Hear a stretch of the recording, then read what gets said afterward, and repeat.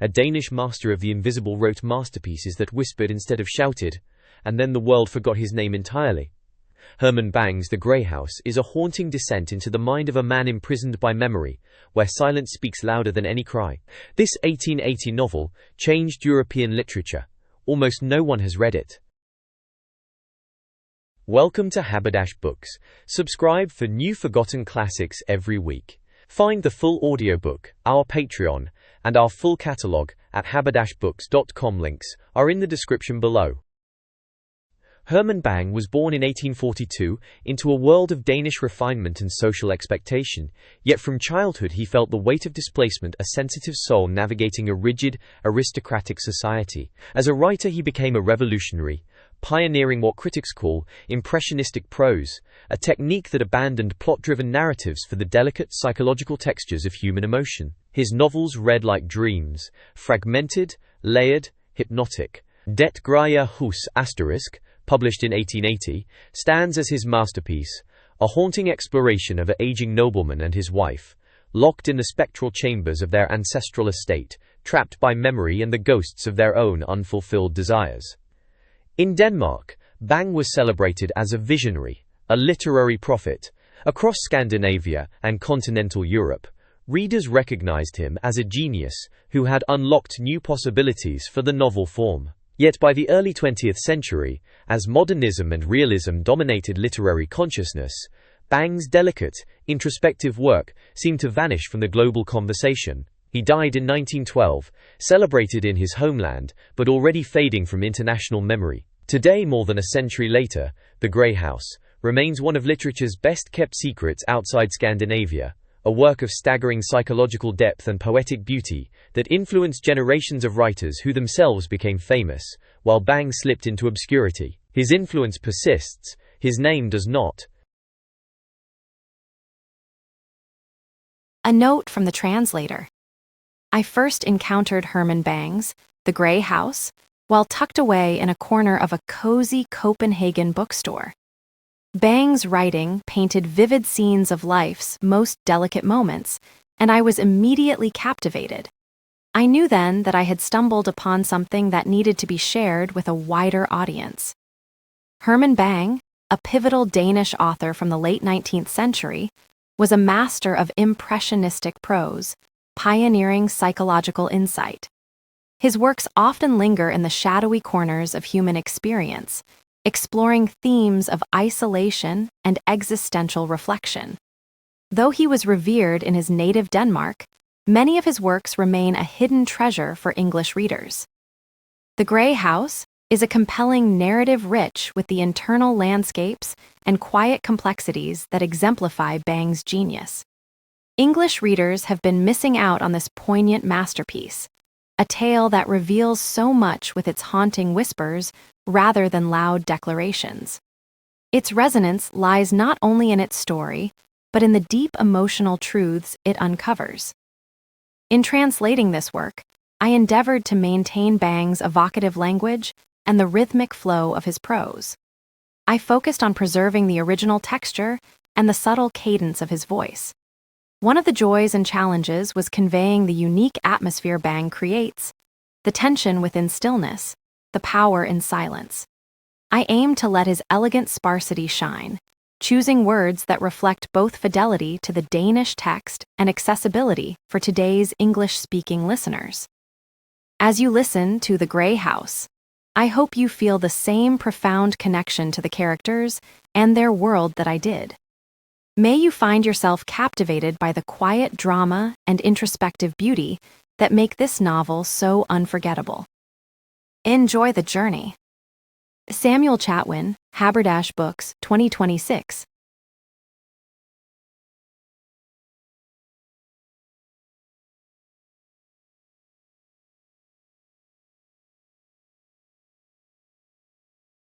His Excellency's carriage stopped outside the Glut House, but the gate was not opened. "Drive in," shouted His Excellency, sticking his head out of the carriage door.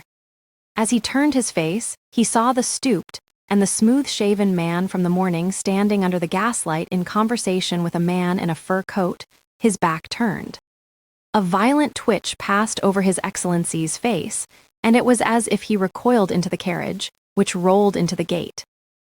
The stooped man didn't reach the carriage door before His Excellency was out and had kicked open the door to the stairs, which were dark. "Light," he said.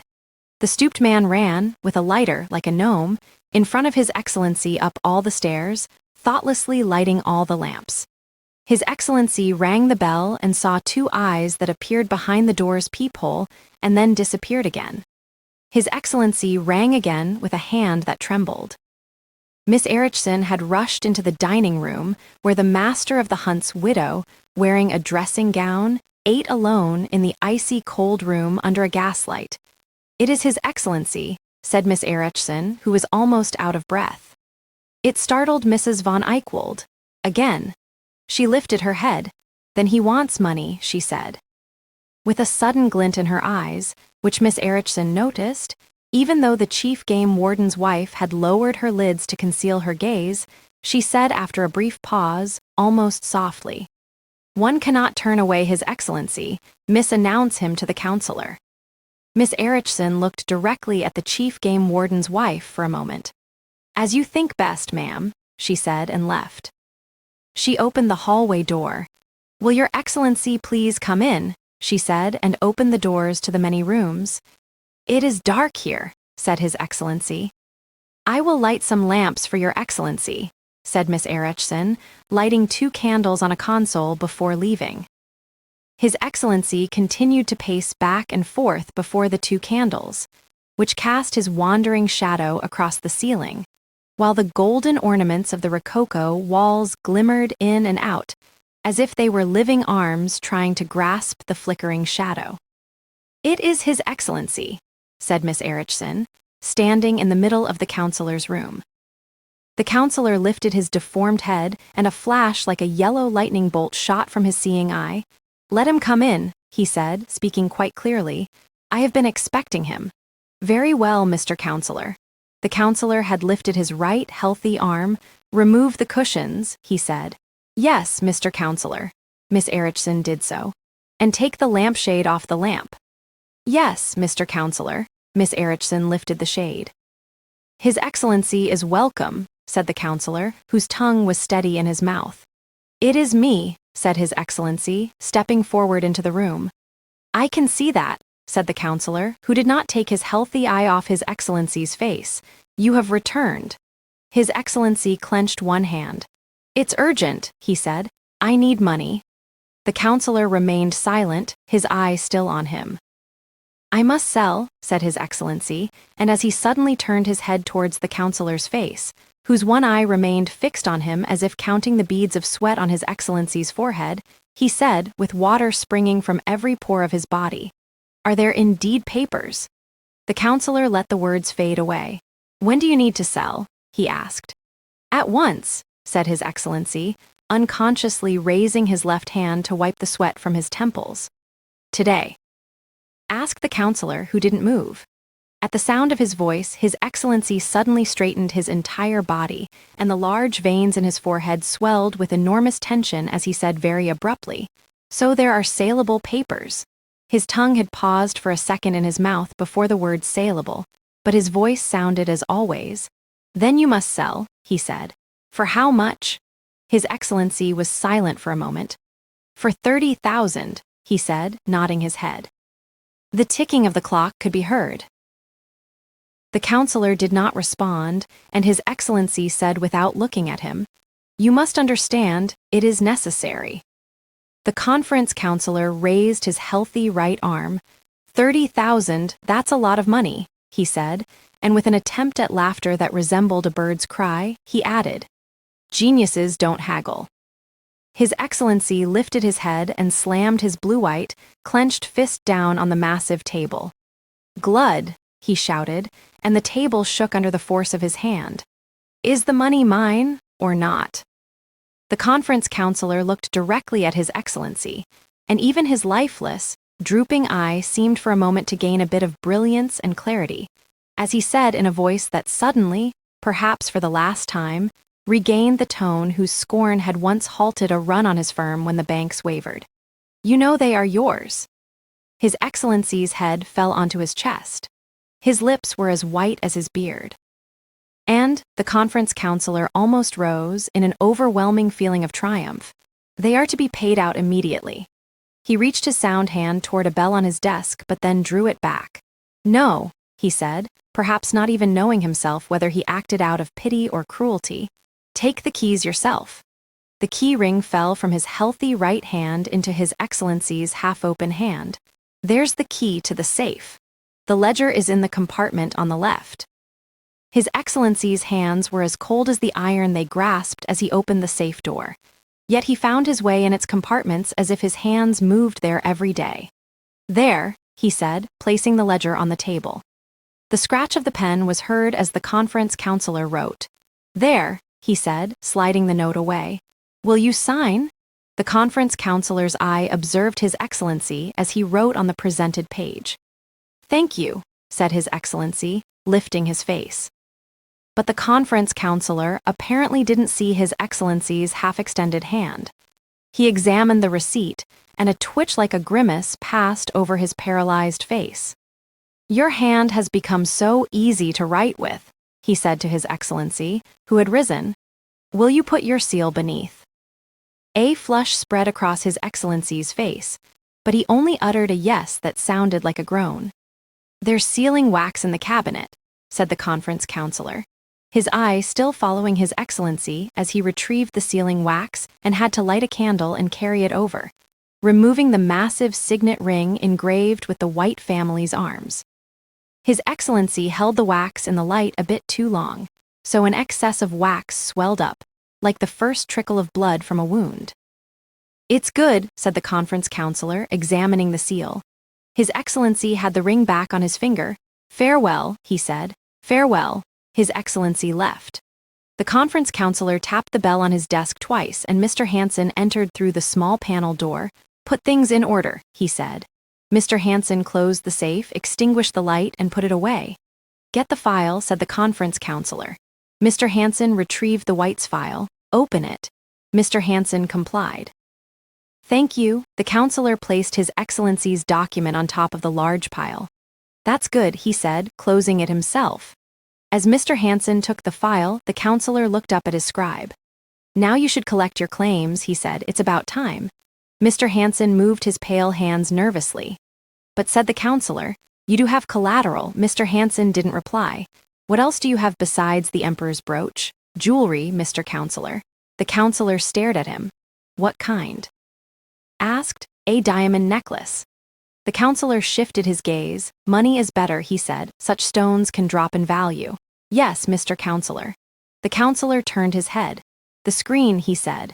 Mr. Hanson placed the screen over the lamp. You may go. The large door opened. It was the master of the hunt's wife standing in the middle of the room. What's happened here? The counselor's gaze darted to her. What's supposed to happen? He asked, his voice thick.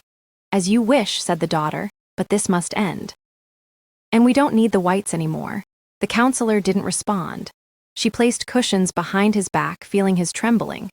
Take care of yourself, she said, adding, the old doctor said today that you can't handle upheavals. The counselor lifted an eye. Was that why you let him in? He said. Leave me to my matters. She smiled as she wrapped a plaid around his legs, a smile the counselor didn't see. I'll do it, she said, and left. The counselor sat alone at his empty table. His head suddenly fell forward, as if it had lost its support. And when the father heard His Excellency's carriage return, he went to the gate. Why are you so late? It's the horses, said His Excellency. The driver rides as if to a funeral.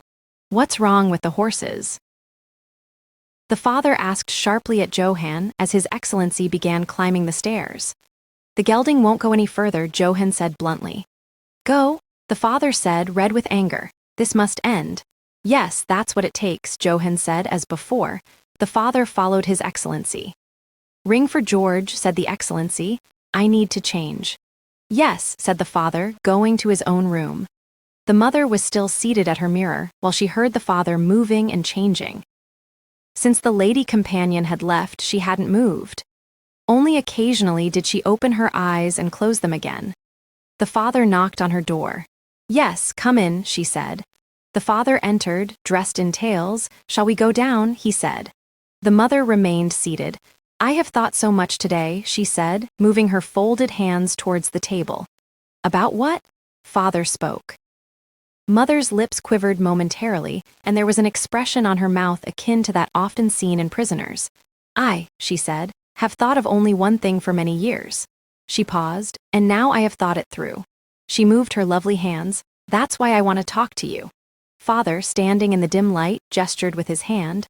You mean, why talk about what is so past and so long ago? But I must speak, Fritz. She turned her pale face towards him. To defend myself. Defend yourself? Yes, Fritz. She turned her face again, speaking softly and slowly, like someone who has irrevocably shaped their thoughts. I now know I have been very unfair to you. You are not born to love people. Your capacity is to love a person, and yet you have cared infinitely much for me. But it is so difficult for one who loves to walk beside one who only cares. That's why I couldn't even accept your kindness. Father took a step, and one more. People, Fritz, always turn their pitying eyes towards the one who bends the deepest, though no one knows which of the two has suffered more. She lifted her face. I have been selfish, I know it now, she said, as if speaking to someone above her. But I shall not be that anymore, and your vitality shall no longer be dead. Father stood in the dark. What do you want me to answer you? Mother shook her head. You should not answer me, she said. I have not spoken to get an answer, but to have spoken. There was silence for a moment. Imperceptibly, she clasped her lovely hands on the table where they lay. And now, she said, there shall never be talk between us again, not even on the day we die. Father stood for a moment, then he said, And why have you spoken today? Why? Mother brought her hand to her eyes and then took it away. The big decisions, Fritz, are probably always the fruits of long thoughts and small things. Father's face quivered. And you? He said, his voice barely audible, Can you never be happy? Mother turned her beautiful face to him for a moment. Would you have loved me if I could? She said, and Father left. Mother stood up. The tears pressed against her eyes, but she subdued them. And as she ran both her hands down her black silk dress, she straightened her body as if in armor. Then she knocked on Father's door. Shall we go down? She asked. Her ladyship was dressed. The companion set in her hair in front of the mirror, a piece of jewelry of oxidized silver flowers. A knock came at one of the doors. Who is it? Her ladyship called, having seen the master of the hunt, her son, opening the door. It's me, he said. You may go, she said to the companion. Have them light the lamps. Her grace leaned over the master of the hunt, who had already collapsed into a chair, sobbing. My unfortunate boy, she said. My unfortunate boy, what has he done to you? She ran her hands over his hair and down his neck. What has happened? What on earth has happened? The master of the hunt continued to weep. I can't say it. But is it settled? Asked her grace, clasping her hands. Yes, replied the master of the hunt, lifting his face as his bowed body sank again. It is settled. Thank God, said her grace, and her arms fell over the sides of the chair. But we must go in, said the master of the hunt, standing up. His eyes were still quite bewildered. Yes, said her grace, wash your face. Her hands trembled as she poured eau de cologne into the large basin. Like this, she said, and the master of the hunt wiped a wet towel across his face. Lend it to me, she said, pressing the damp cloth against her own eyelids for a moment. There, she said, give me your arm. They went inside. The chandeliers were already lit in all the rooms. Are the flowers arranged? Her grace asked the slender servant, who bowed in his black livery with the footman's shoulder bow.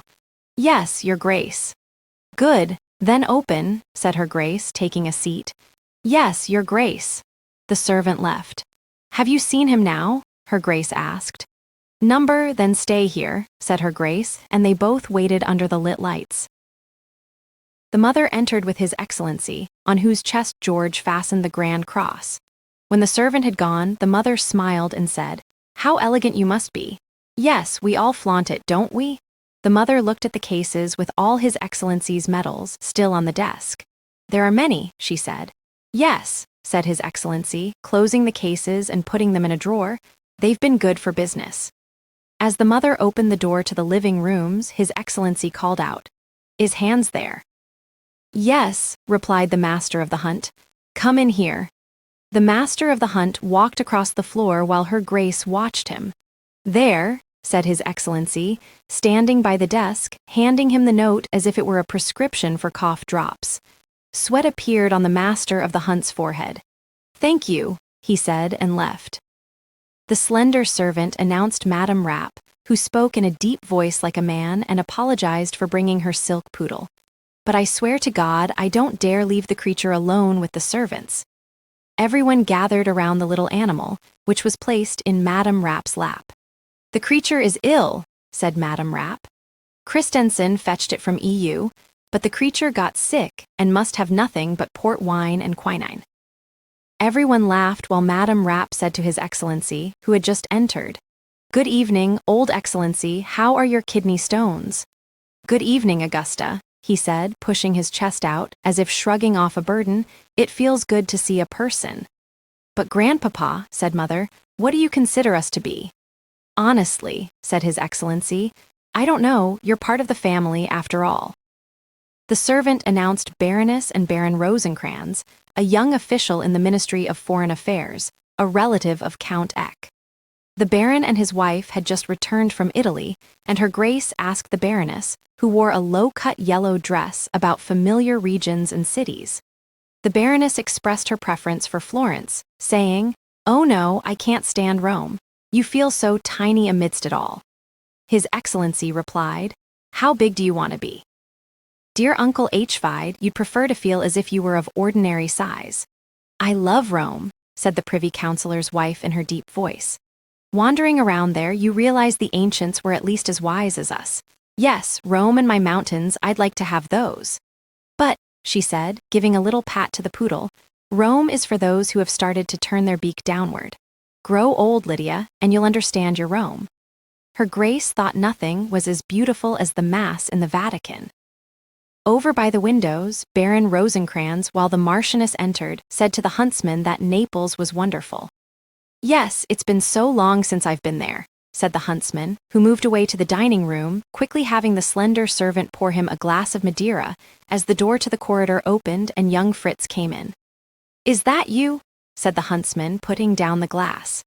"Yes, Papa," said the young man, who didn't take his eyes off the emptied glass. "Why don't you go in?" said the huntsman. "I'm going, Papa," said the young man, but didn't move until the huntsman went first. The slender servant had lifted his bright eyes to his master. Everyone in the drawing room had greeted the Marchioness as the father began handing out the seating arrangements, and there was a new stir when Count Eck entered, accompanied by Professor Berger. "Good evening, Adam," said His Excellency, moving toward Count Adam with a handshake. "And thank you for coming. How's the gout?" "It's not so bad that I can't travel," said Count Eck, bowing his small and neat figure to Her Grace. "I'm always sad when Eck travels," said the Privy Councillor's wife in her bass voice. "Thank you, Augusta. We're already so few people in this country," she said. "We are 2 million, Aunt," said Baron Rosencrantz. "Of what kind?" said the Privy Councillor's wife, as the Baron and Mother began to laugh. The Marchioness, whose Viennese dress the Baroness examined as it glided across the floor, went over to Professor Berger and turned his face toward a candelabra. "How is it you've come to look like this?" she said. "Yes, how?" said the professor, who was the Marchioness's childhood friend from when he was His Excellency's assistant. "Ahem," said the Marchioness, releasing his shoulder. "You look as if you're sorrowful out of conviction, Berger. What do you say, Uncle H. His Excellency, who continually kept his eyes on Her Grace as she sat upright in her chair, silver flowers in her hair, said, "He looks as a person should look." Turning to the father, he asked, "Shall we eat?" "Yes, we are just waiting for the Schulins," replied the father, just as the Schulins arrived. The Countess immediately said at the door, "Dear friends, excuse us for being so late." But we took a detour by Brass. 2 or 3 voices simultaneously inquired about Baroness Emily, while the Lady of Honor shouted over to His Excellency, drowning out everyone else. "Yes, how is she, Old Excellency?" "There hasn't been a summons for me yet," His Excellency replied, speaking just as loudly. Everyone fell silent for a moment as if a glass had clinked, until the Marshal spoke a few words into the air and His Excellency clapped his hands as the doors opened. "Shall we then go to the table?" he said, and, as was customary with the H-Vides, led the mother into the dining room by his arm.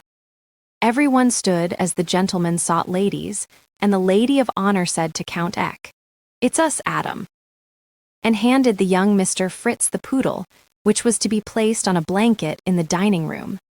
The marshal laughed at the creature, which barked. But the lady of honor turned to Baroness Rosencrantz, who walked behind her with Professor Berger, and commented on her décolletage. "It's lovely what you show, Lydia, but I hope you wrap up well when you drive home."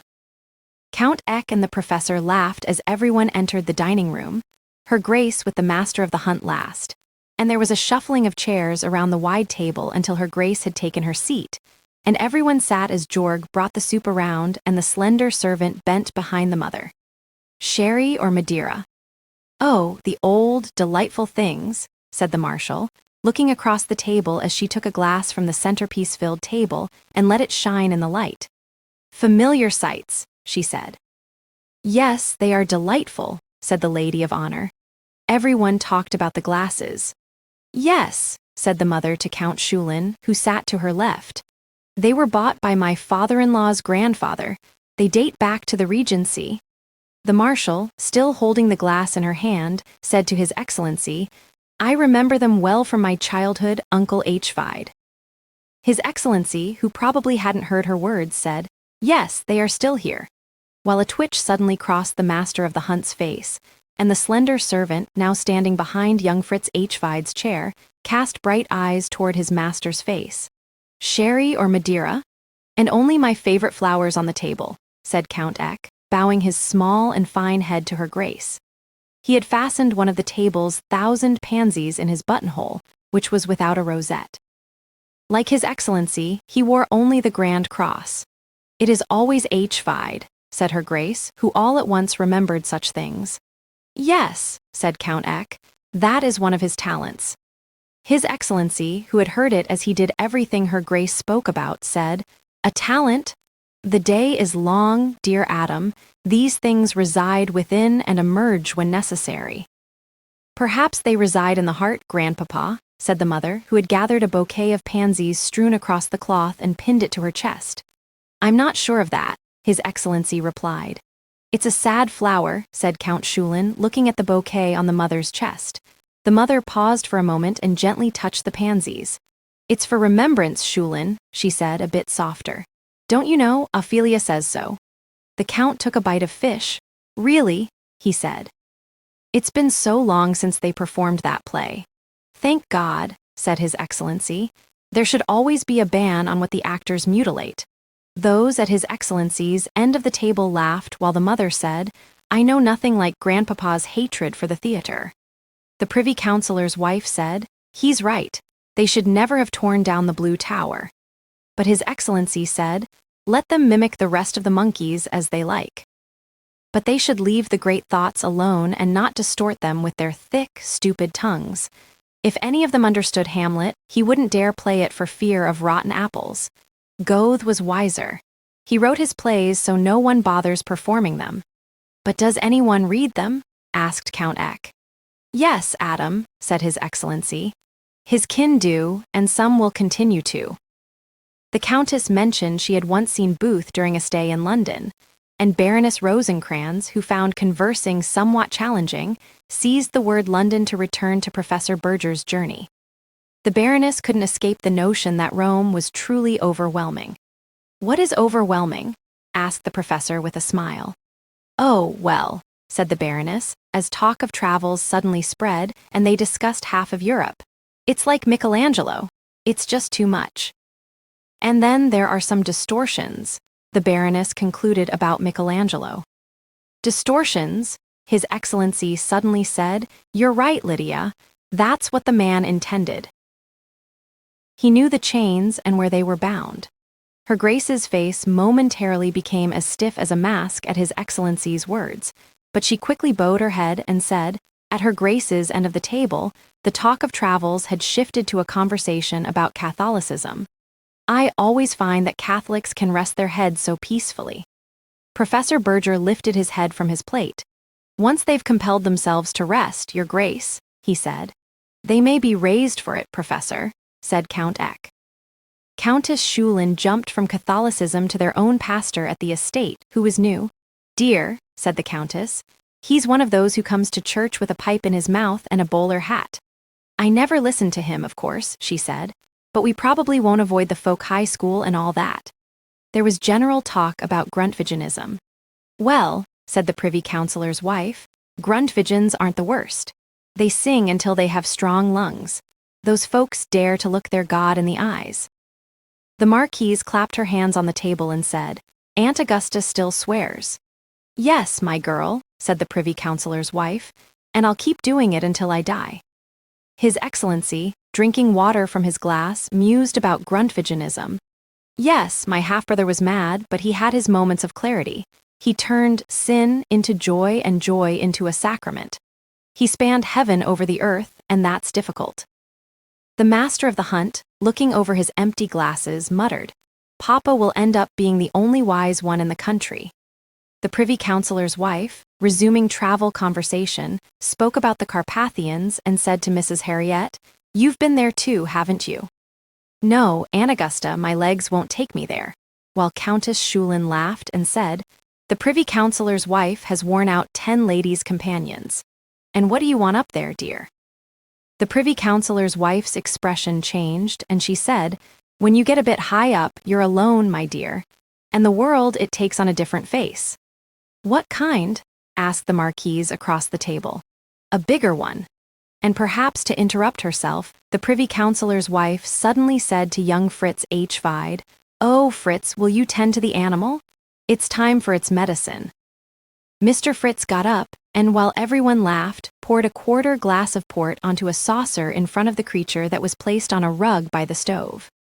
A quarter, shouted the Privy Councillor's wife, and while everyone continued laughing, she said, But it's nice among friends like this. Yes, said the Marquise, glancing for a moment at her father, whose eyes shone amidst the festivity and lights. To the times that passed, she said, suddenly clinking her glass against her father's, her face for a moment as pale as the pearls around her neck. Friends, said His Excellency, do you believe in it, Augusta? Yes. His Excellency laughed, but Count X said in his quiet voice, Before we start living and once we stop, I believe we have time to have friends. Happy people can have friends, said Her Grace, staring into the distance. And the unhappy have their sufferings, said Her Grace, lowering her head as the master of the hunt looked up at her.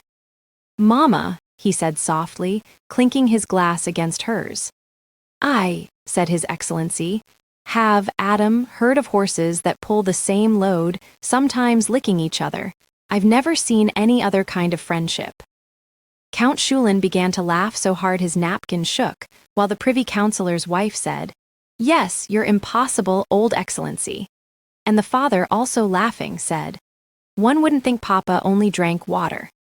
Precisely, said His Excellency, raising the grand crystal glass adorned with Mecklenburg's coat of arms and the old Wendish crown, a keepsake from Her Royal Highness Princess Marion, to his lips. That's why I remain sober. As his gaze swept down the table, he added, The master of the hunt drinks for me. In the half-minute of silence that followed, while Her Grace's face turned ashen, Baron Rosencrantz, discussing the Turkish war, was heard saying, Yes, Uncle Eck, it's true. The Sultan intended to leave the other day, but he stayed when all the women of the harem began to scream. Under the table, Her Grace had grabbed the master of the hunt's hand, which was hot as fire, while Baroness Rosencrantz, thrusting her bosom over the table, remarked, My God, there must be terrible jealousy in such a harem. Stupid women, said the Privy Councillor's wife. The servant poured champagne, and suddenly everyone began talking at once about jealousy and a cousin of Baroness Rosencrantz who had run away from her husband 8 days ago. But why did she leave? Asked Mrs. Schulin, striking her fan against the table. The Baroness did not know, and everyone offered their own reasons. I think, said the Privy Councillor's wife, it's quite simple. I couldn't, Lydia, imagine anything more dreadful than being loved by a man I did not love. Countess Schulin burst into laughter, while 2 red spots appeared on her Grace's cheeks, and the mother whispered to His Excellency, "Are you tired?" But the Marschallin shouted through the noise to her mother, "Stella, have you never been jealous?" "Jealous?" the mother replied. "Number to be jealous, I think, you would have to compare yourself to others." The Marschallin laughed again. "And that has never occurred to you?" A smile spread across the mother's face. "No, never," she said. The Marschallin continued looking at her mother's lovely face for a moment. Then she said to her father, "Stella is wonderful." "Yes," said the father, a slight twitch at the corners of his mouth.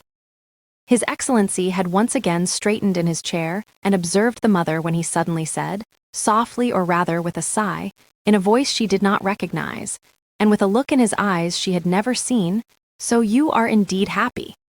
"Grandpapa," she said, finding no other words as she stared into his face.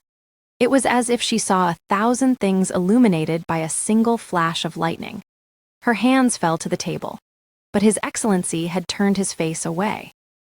Along the table, they laughed and chatted, while the Marschallin, returning to the conversation, said to her father, "I have actually been to the harem." "So have I," said the Privy Councillor's wife, opening a large fan in front of her weather-beaten face. There wasn't much to it. Count Eck had only been to the Sultan once.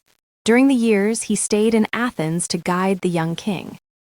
Her Grace, having given an order to Georg, turned her head again over the velvet band with diamonds edging her gown, and said, "Yes, when Mrs. Jerichow painted me, she told me much about Constantinople."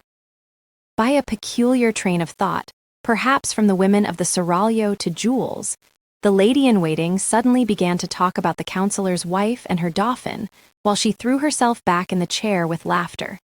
"Muritzen has the proofs," she said, mimicking the councillor's wife's tone. "But we have it from Frankfurt." The mother and Mrs. Schulin laughed as the Privy Councillor's wife remarked, "I do believe these Rothschilds have a backroom for that sort of thing." "Yes, indeed they have a pawnshop," said Baron Rosencrantz. "And after all, there is also distress in many old families." The lady-in-waiting's eyes involuntarily glanced at the diamond band around her Grace's neck, while the father, a bit hastily, leaned forward towards her shoulder and said, "Those are some lovely pearls, Harriet." "Yes," said the lady-in-waiting, taking up the necklace. "They are also historical. They say they belonged to Madame du Barry." Countess Schulin had returned to Mrs. Rosencrantz' runaway cousin and concluded her remarks by saying, "Oh God, yes, it's good one has one's children." "Isn't that right, Aunt Hfide?"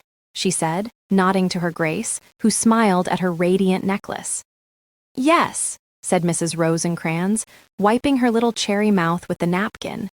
"Indeed, it's very possible that there's not much to life."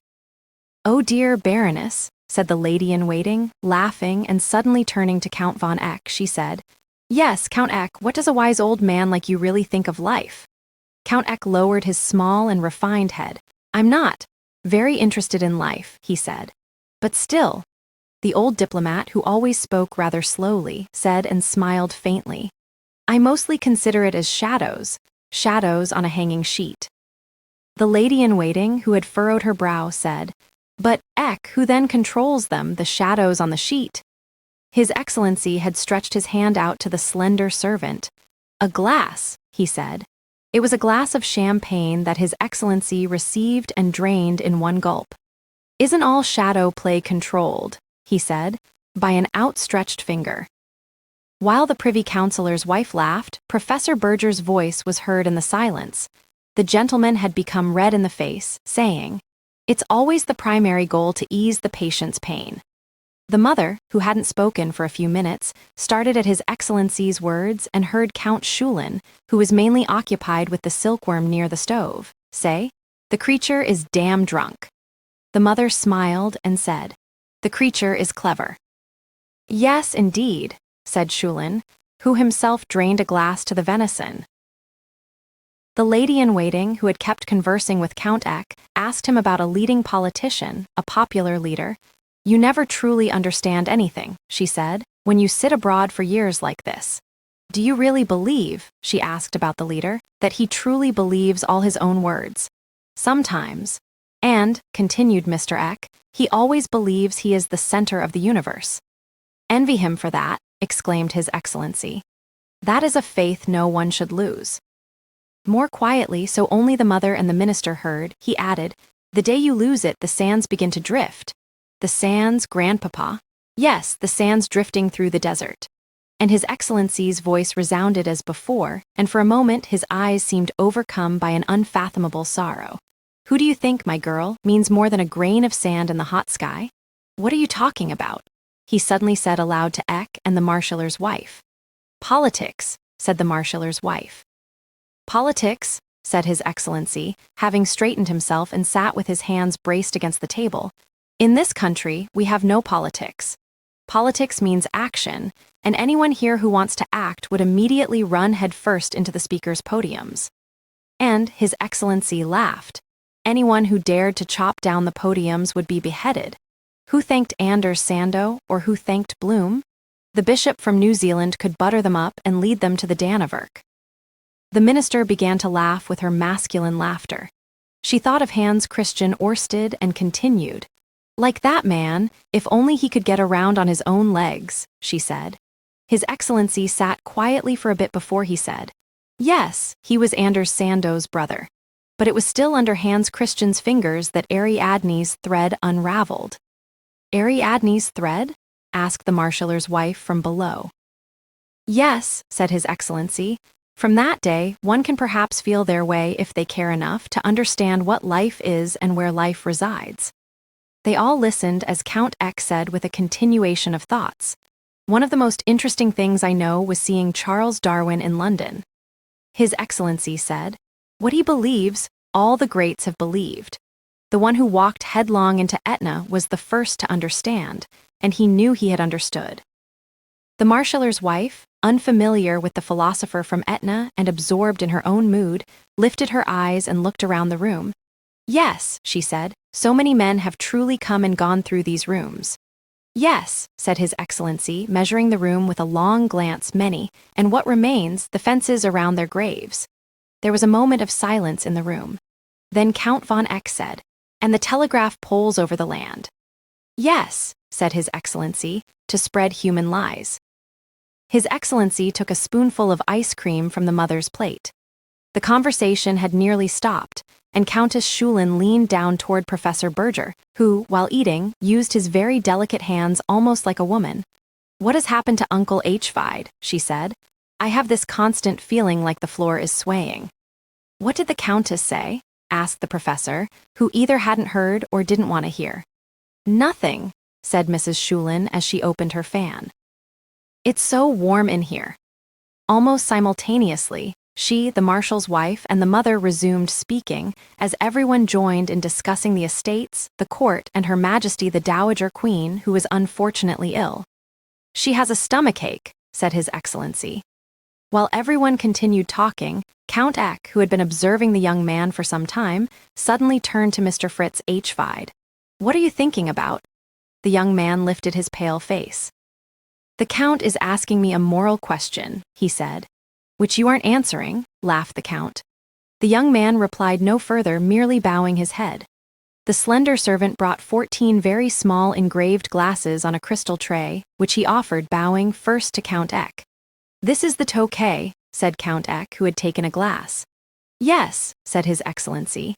It was a very old wine, of which the house owned 18 bottles, a gift from a deceased Prince of Philipsthal. Was this the last bottle? Asked His Excellency, turning to Georg. Yes, Your Excellency, it is the last, Georg replied, bowing. Everyone examined the wine held in their glasses, the engraving of the Hfide family crest glittering. The mother sat staring into her glass. How few have ever tasted this wine? Yes, said His Excellency. Very few. The little Baroness, also gazing at her raised glass, said, It's like blood. Like fire and blood, my girl, said His Excellency, clinking his glass against the Privy Councillor's wife's, who loved wine and had shared all 18 bottles over the years. Yes, said the Baroness. With the glass to her lips, she whispered to her husband. You. Ja, said the husband. Ja was his pet name for Lydia, and they drank, gazing deeply into each other's eyes. At that moment, the mother leaned forward as if to drink with someone, but she quickly set the glass down and turned her head away. The young Hvide had not tasted the wine. Silently, he stared at his glass, whose coat of arms seemed bloodshot against the backdrop of the wine. "Cheers, Hans," said the marshal's wife, lowering her glass towards the master of the hunt. "Cheers," he replied. To make conversation, the marshal's wife said, "I must also find time to visit Thorsholm." The master of the hunt replied, looking up, "You'll have to hurry before the roof collapses." "How you talk, Hans," said her grace. "I speak the truth," said the master of the hunt, while His Excellency rose with his glass raised. "For you," he said down to her grace, and as everyone stood, they drained the last drop of the red wine in her grace's honor. Jorg opened the doors, and everyone departed, her grace first on the arm of the master of the hunt. When the door closed again, the slender servant stood alone. He looked down the table and noticed the young Hvide's untouched glass. The young man quickly emptied it before Jorg returned. "The coffee," said Jorg. The slim did not respond but went to get the coffee. Left alone, Jorg began emptying the dregs, somewhat haphazardly.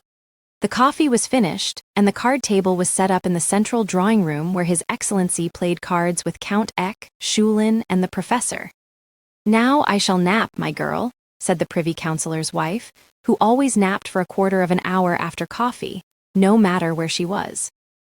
"Yes, Augusta," said the Baroness, rising from the sofa, as the Privy Councillor's wife placed a handkerchief over her broad face and a minute later was asleep. The marshal's wife, seated with her mother in the other corner, began to laugh. "Augusta has always slept like the righteous," she said. "Yes," said the mother. Her Grace and Countess Schulin were discussing apartments in the middle of the room, which were truly difficult to obtain. "But Hvide doesn't want to move," said her Grace.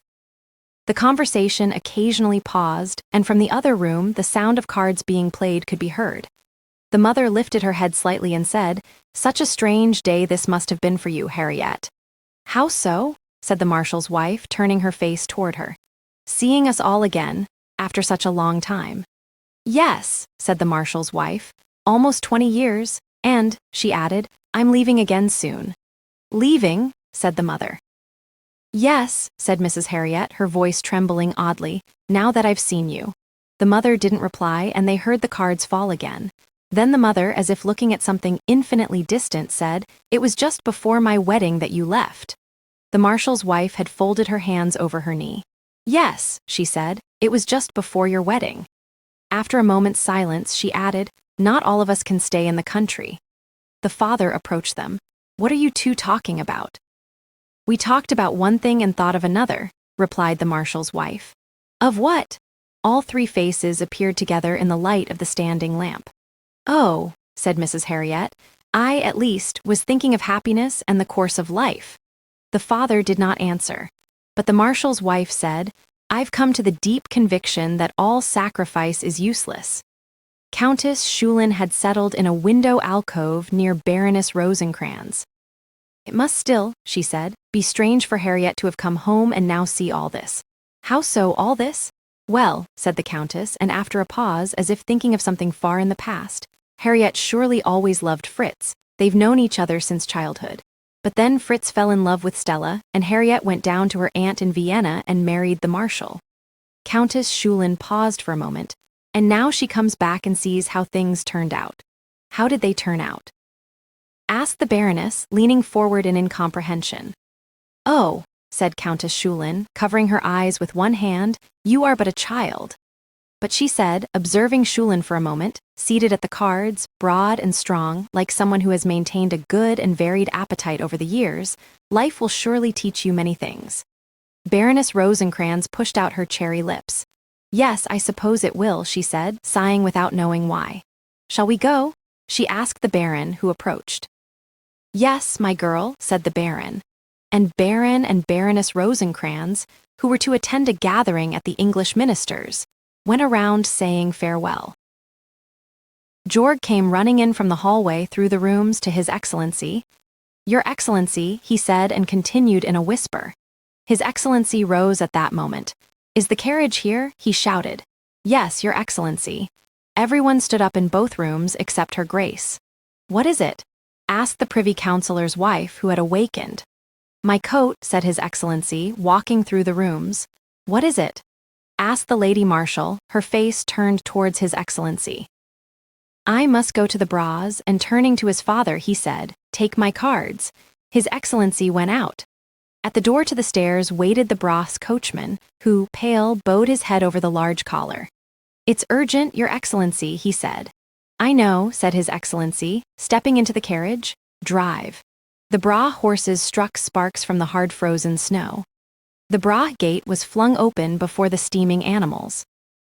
The gatekeeper ran up and nearly stumbled over the back wheel of the carriage, while his wife stood on the cellar steps, leaning against the wall with her apron over her head, weeping so that it echoed in the gateway. It hastens, Your Excellency, it hastens, she said. I know, said His Excellency again. At the open door waited the chamberlain. Good evening, Your Excellency, he said, his voice trembling. He had served in the house for 20 years. Take the coat, said His Excellency. He tore it off himself, letting it fall to the floor like a heavy sack before the chamberlain could catch it. Hang it up, said His Excellency. He opened the door, and Baron Bra, sitting in a chair, turned his face, swollen from crying, he who was not accustomed to weeping, toward His Excellency. Thank you, he said, standing up. The Baroness came running, throwing her arms around His Excellency's neck. Oh, Uncle White, she sobbed. His Excellency released her arms from his neck. You call me late, he said. It was as if a harsh firmness had carved his figure into a giant's. Let me see her. Yes, said the Baroness, and went ahead, supporting herself on the furniture through the empty rooms. Once she stopped, leaning against the back of a chair. How she suffers, she said, turning her face towards His Excellency. He did not reply. Count Preben sat in the innermost living room on a random chair. He continuously brought the back of his left hand to his mouth, as if it were his lips that pained him. It's Uncle White, said the Baron. Oh, said Preben, standing up without having heard. In the long hallway, the two sisters had moved 2 armchairs outside Emily's door, where they sat, anxious and huddled, unable to cry, while a lady's maid further down moved back and forth like a shadow in the dim light. It's Uncle Hfide, said the Baron again. Good evening, children, said His Excellency. The Baron released the door, and only His Excellency and the Baroness entered the room, where the nurse rose noiselessly. His Excellency stopped at the foot of Emily's bed. In the dim glow, her nose stood out over her sunken cheeks, while the rasping sound from her laboring chest could be heard. Take off the shade, said His Excellency. The Baroness stretched out her hand toward the lamp but collapsed. Would you be so kind? She said. The nurse lifted the shade, spilling light over Emily's face, while His Excellency stood still at the foot of the bed, motionless, before the young, dying girl. Put the shade on, he said, without having moved. The nurse did so. Darkness returned. It was as if the dying girl awoke and tried to lift her hand from the blanket. Who is it? She whispered. Me, said His Excellency, taking her hand. Almost a smile crossed her face, and she tried to nod. Where is Preben? She whispered again while she turned her eyes that perhaps could barely see any more. Preben will come now, said His Excellency very softly, and he left. The Baroness had not risen. His Excellency went into the living rooms where the Baron waited. The two sisters followed, silent as shadows. Give her champagne, said His Excellency, standing in the middle of the room. Yes, said the Baron. As often as you can, said His Excellency. Yes, said the Baron. No one moved. Where is Preben? Asked His Excellency. Preben rose from a chair. Go in there, little Preben, but sit still. His Excellency was silent for a moment, while Preben crossed the floor, unsteady like someone who is drunk. Good night, children, said His Excellency, glancing from face to face before he left. The Baron followed him, almost unable to walk. How is it? He said when they reached the door. The strong man trembled like a leaf. It is the end, said His Excellency, gripping the Baron's hand with a grasp that burned. The Baron reached out as His Excellency let go. Good night, said His Excellency again, and the door closed. Drive, he said and got in, and the carriage drove off. Hardly a word was spoken in the rooms of the H-Fides, where the Marchioness continually walked back and forth with crossed arms, while the four gentlemen at the card table played silently, mechanically, like wound-up figures. Only now and then, the mother or the lady of the court would utter a sentence into the room and then fall silent again, leaving only the sound of cards being dealt. The lady of the court said, "Why should they be happy too?" Countess Schulin had wrapped a shawl around her and sat as if she were cold. "Life is so envious," said the Privy Councillor's wife again with her deep voice. "Yes," said the lady-in-waiting, suddenly stopping in her tracks. Everyone fell silent until the lady-in-waiting asked, "How old was she actually?" 20 years, replied the mother. 20 years, repeated the lady-in-waiting. And the Privy Councillor's wife spoke from her corner. "Yes, everything in this world is blind, even death." A carriage was heard in the street, and the lady-in-waiting lifted the curtain. But it wasn't the one. "Where is Hans?" asked her ladyship. The young wight lifted his face from a book. "Papa is in the dining room." "Fetch him," said her ladyship, but the young wight didn't move. "Will you go?" said her ladyship. "Yes, grandmamma." The young wight went into the dining room, where he found the master of the hunt slumped over a glass of brandy with water by the window recess. "Grandmamma wishes to speak with you." Oh, the master of the hunt tried to stand up. "Lean on me," said the son. "What should I do?" said the master of the hunt, whose drunken eyes flamed up. "Papa can't stand on his legs," said the young wight, letting his father fall back into the chair like a dead weight. After the son left, the master of the hunt got up and staggered across the floor. Out in the long corridor, he bumped his elbows on a door and found his way to a bed, where he collapsed and shortly after began to snore loudly. It was His Excellency's bed. The young wight returned to the sitting room. Papa had gone, he said, and resumed his place.